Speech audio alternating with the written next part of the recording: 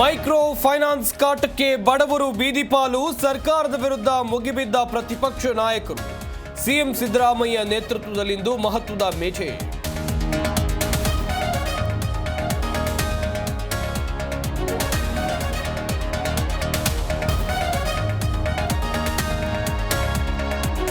Mangaluru Kotekar bank ದರೋಡೆ case, ತಮಿಳುನಾಡಿನಲ್ಲಿ ಸಿಕ್ಕಿಬಿದ್ದ ಮತ್ತೋರ್ವ ಆರೋಪಿ.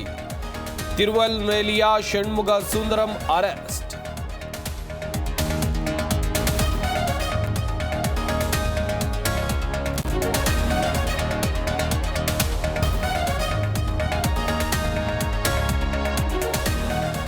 ಮಂಗಳೂರಿನಲ್ಲಿ ಯುನಿಸೆಕ್ಸ್ ಸೆಲೂನ್ ಮೇಲೆ ದಾಳಿ ಕೇಸ್, ದಾಂಧಲೆಗೈದ ಶ್ರೀರಾಮ ಸೇನೆಯ 14 ಮಂದಿಗೆ ನ್ಯಾಯಾಂಗ ಬಂಧನ. ಮಂಗಳೂರಿನ 6ನೇ ಜೆಎಂಎಫ್ಸಿ ನ್ಯಾಯಾಲಯದ ಆದೇಶ.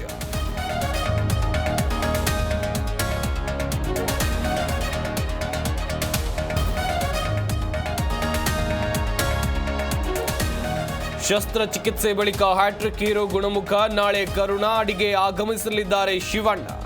ದೊಡ್ಡಮನೆ ಮಗನ ಸ್ವಾಗತಕ್ಕೆ ಅಭಿಮಾನಿಗಳು ಸಜ್ಜು.